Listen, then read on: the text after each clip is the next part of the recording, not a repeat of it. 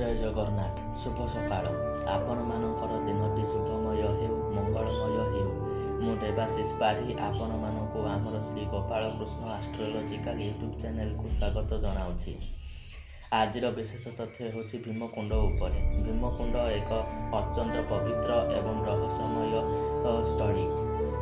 ଏହାକୁ ଏକ ପବିତ୍ର ଧାର୍ମିକ ସ୍ଥଳୀ ଭାବରେ ମଧ୍ୟ ଗ୍ରହଣ କରାଯାଏ। ତେବେ ଚାଲନ୍ତୁ ଭୀମକୁଣ୍ଡର ପବିତ୍ରତା ଏବଂ ରହସ୍ୟମୟ ଉପରେ ଆଲୋଚନା କରିବା।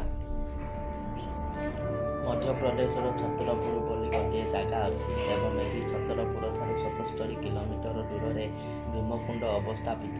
ଭୀମକୁଣ୍ଡକୁ ବହୁତ ପବିତ୍ର ତୀର୍ଥସ୍ଥଳୀ ହିସାବରେ ମଧ୍ୟ ଗ୍ରହଣ କରାଯାଏ। ଏଠାରେ ମହାଭାରତର ଭୀମଙ୍କର ଗଦାର ଅଂଶବିଶେଷ ଅଛି ବୋଲି ମଧ୍ୟ କିଛି ଲୋକ ମାନନ୍ତି। କୌରବ ଏବଂ ମାମୁଁ ଶକୁନିଙ୍କର ଷଡ଼ଯନ୍ତ୍ର ଯୋଗୁଁ ପଞ୍ଚୁପାଣ୍ଡବ ଏବଂ ଦ୍ରୌପଦୀଙ୍କୁ ବନବାସରେ ରହିବାକୁ ପଡ଼ିଲା। ସେତେବେଳେ ନା ସେମାନଙ୍କ ପାଖରେ ଖାଇବାକୁ କିଛି ଥିଲା, ନା ପାଣିର କିଛି ସ୍ରୋତର ଠିକଣା। ଖାଦ୍ୟ ଏବଂ ଜଳର ଅନ୍ୱେଷଣ କରିବା ପାଇଁ ପଞ୍ଚୁପାଣ୍ଡବ ଅନେକ ଜାଗା ଘଞ୍ଚ ଜଙ୍ଗଲ ଭିତରେ ଘୂରି ବୁଲୁଥିଲେ। କେତେବେଳେ ପର୍ବତ ଚଢ଼ୁଥିଲେ ତ କେତେବେଳେ ବହୁ ଦୂରକୁ ଚାଲି ଚାଲି ଯିବାକୁ ପଡ଼ୁଥିଲା। ଦିନକର କଥା, ଏହିପରି ଜଙ୍ଗଲରେ ବୁଲୁ ବୁଲୁ ଦ୍ରୌପଦୀଙ୍କୁ ବହୁତ ଜୋରରେ ଶୋଷ ଲାଗିଲା। ବହୁତ ଖୋଜାଖୋଜି ପରେ ବି ଜଳସ୍ରୋତର ଠିକଣା ମିଳିଲା ନାହିଁ। ଦ୍ରୌପଦୀ ଶୋଷରେ କଷ୍ଟ ପାଉଥିବାର ଦେଖି ଧର୍ମରାଜ ଯୁଧିଷ୍ଠିର ନକୁଳଙ୍କୁ ଜଳସ୍ରୋତର ସନ୍ଧାନ କରିବା ପାଇଁ ଆଦେଶ ଦେଲେ। ନକୁଳଙ୍କ ପାଖରେ ଏମିତି କ୍ଷମତା ଥିଲା ଯାହାଦ୍ୱାରା ସେ ହାତରେ ସ୍ପର୍ଶ କରି ବିଭିନ୍ନ ବସ୍ତୁ ବିଷୟରେ ଜାଣିପାରୁଥିଲେ ଏବଂ ଭୂମିରେ ହାତ ଲଗାଇ ଭୂମି ତଳେ ଜଳସ୍ରୋତ ଅଛି କି ନାହିଁ ଜାଣିପାରୁଥିଲେ। ବହୁତ ଜାଗାରେ ଖୋଜିଲା ପରେ ଶେଷରେ ଜଳସ୍ରୋତର ସନ୍ଧାନ ମିଳିଲା, କିନ୍ତୁ ଏତେ ଗଭୀର ମାଟି ତଳୁ ଜଳ ବାହାର କରିବା ଅସମ୍ଭବ। ତେଣୁ ଯୁଧିଷ୍ଠିର ଭୀମଙ୍କୁ ଗର୍ତ୍ତ କରିବା ପାଇଁ କହିଲେ। ଭୀମ ନିଜର ଗଦା ଦ୍ୱାରା ପ୍ରହାର କରି ଗର୍ତ୍ତ ସୃଷ୍ଟି କଲେ।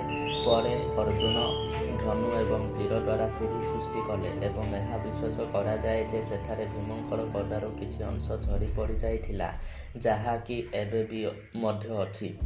ଆଉ ଗୋଟିଏ ରହସ୍ୟମୟ କଥା ହେଉଛି ଆଜି ପର୍ଯ୍ୟନ୍ତ ଭୀମକୁଣ୍ଡର ଗଭୀରତା କେହି ବି ମାପି ପାରି ନାହାନ୍ତି। ବିଭିନ୍ନ ସ୍ୱତନ୍ତ୍ର ସନ୍ତରଣକାରୀ ଦଳମାନେ ବାରମ୍ବାର ପ୍ରୟାସ କରି ଭୀମକୁଣ୍ଡ ଭିତରକୁ ଯାଇଛନ୍ତି, କିନ୍ତୁ ସମସ୍ତଙ୍କର ଏକମତ ଯେ କୁଣ୍ଡ ଭିତରେ 80 ଫୁଟ ତଳକୁ ଗଲା ପରେ ସ୍ରୋତର ପ୍ରଖରତା ବଢ଼ିଯାଉଛି, ତେଣୁ ତାପରେ ଆଉ ଭିତରକୁ ଯାଇ ହେବ ନାହିଁ।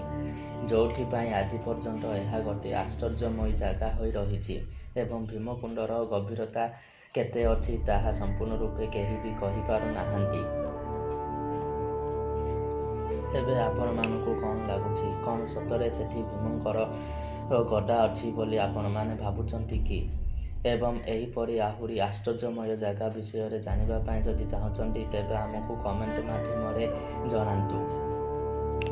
ରହୁଛି, ନମସ୍କାର।